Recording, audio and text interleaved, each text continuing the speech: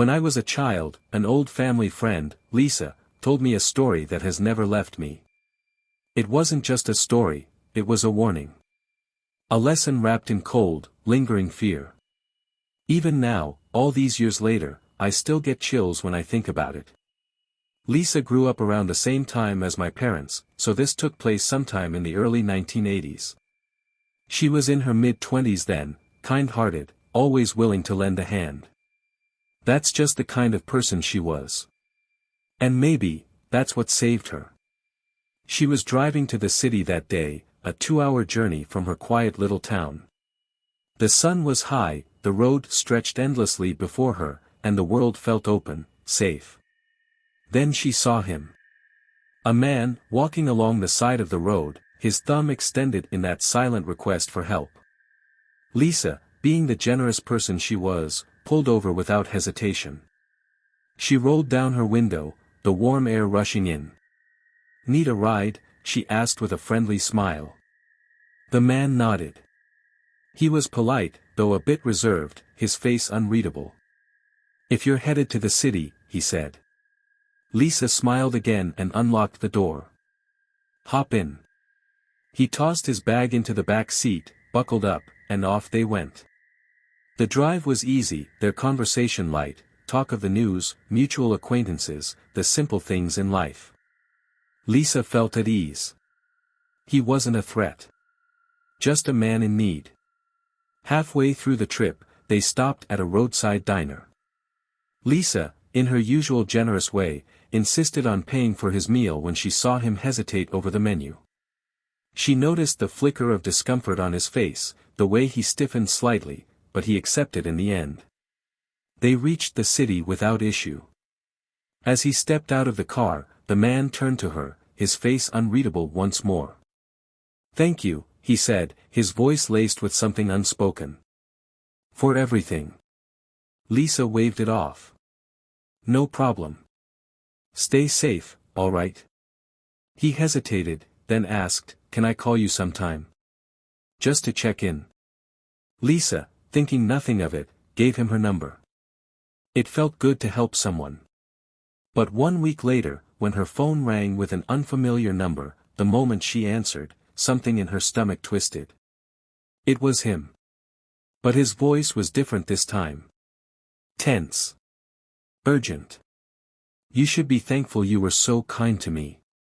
Lisa's breath caught. A cold shiver ran down her spine. "I was going to hurt you," he continued, his voice steady, chilling. "I had already decided before I got into your car. I was going to steal your car, leave your body in a ditch somewhere after we stopped for food. But..." Lisa couldn't speak.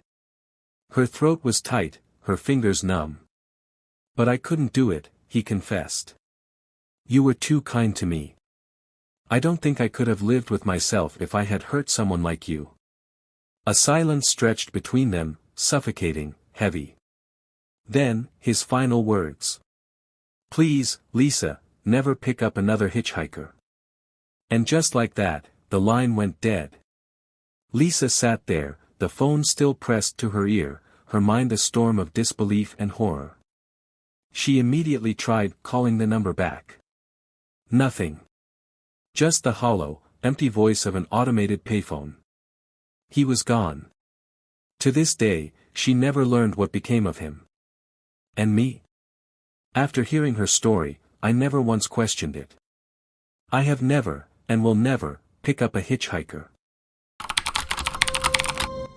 It was a late Saturday night, probably around 1 in the morning, and I was driving down a long stretch of highway in New Jersey.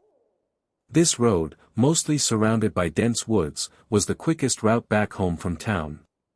At that hour, the road was eerily quiet, no other cars in sight. I switched on my off-road lights to get a better view of the unlit highway, and that's when I saw him, a lone figure standing by the side of the road. As I got closer, he raised his arm and stuck out his thumb. My heart started racing. I wasn't sure if I should stop. I slowed down just enough to get a better look. He seemed to be in his late 20s, wearing a gray hoodie with the hood up and a pair of denim jeans. Something inside me hesitated, but against my better judgment, I came to a stop. I rolled down my window. "Where you heading?"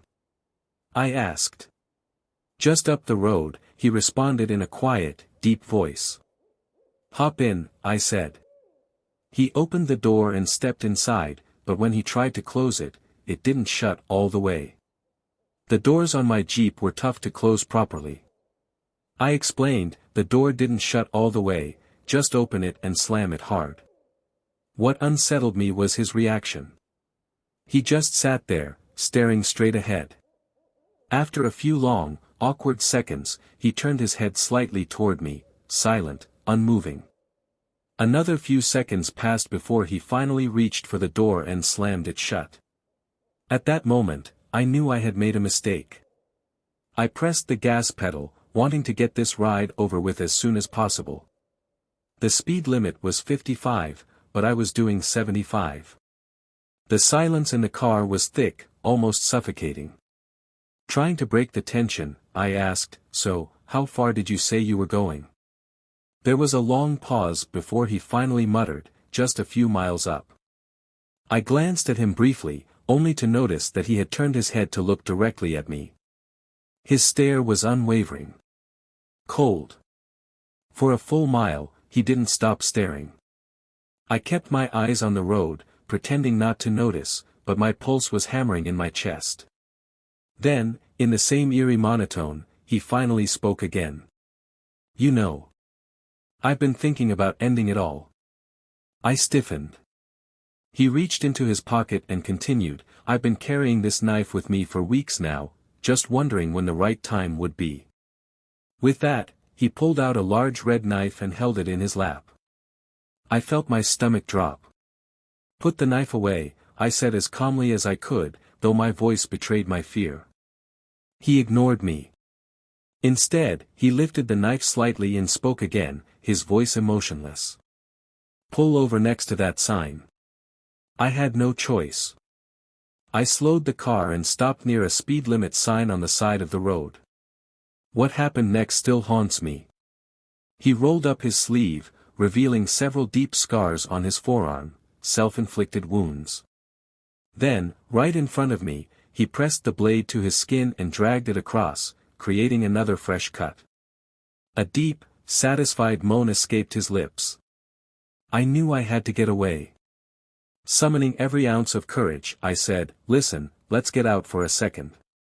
Show me what you wanted to show me behind the sign." His dead eyes met mine. Then, slowly, he nodded.